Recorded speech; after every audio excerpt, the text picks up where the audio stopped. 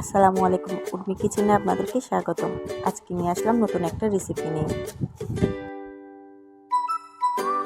আমি 3টে ডিম সিদ্ধ করে নিয়েছি। আমি ডিমগুলো প্রথমে ভেজে নিব। এই জন্য চুলায় একটা পাতিল বসিয়ে দিলাম। দিয়ে দিলাম পরিমাণ মতো তেল। তেলে দিয়ে দিলাম একটু হলুদের গুঁড়া, যাতে ডিমটা বাছলে যেন একটু কালারটা সুন্দর আসে। এখন আমি ডিমগুলো সুন্দর করে ভেজে নিচ্ছি। ভেজে নেওয়ার পর আমি ওই তেলের মধ্যে দিয়ে দিব কিছু পেঁয়াজ কুচি। পেঁয়াজগুলো নাড়াচাড়া করে একটু ভেজে নিব। ভেজে নেওয়ার পর দিয়ে দিব একটু হলুদের গুঁড়া, তারপর দিয়ে দিব ধনিয়ার গুঁড়া, জিরার গুঁড়া, সাথে একটু লবণ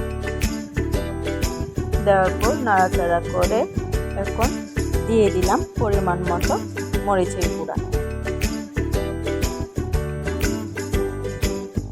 মরিচের গুঁড়া দিয়ে একটু পানি দিয়ে কষিয়ে নিলাম।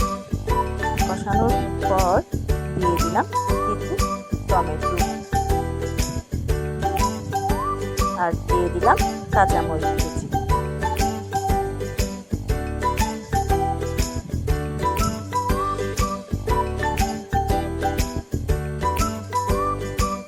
এখন দিয়ে দিলাম ডিমগুলো, দিয়ে সুন্দর করে নাড়াচাড়া করে কিছুক্ষণ রান্না করে সুন্দর করে পরিবেশন করে নেব।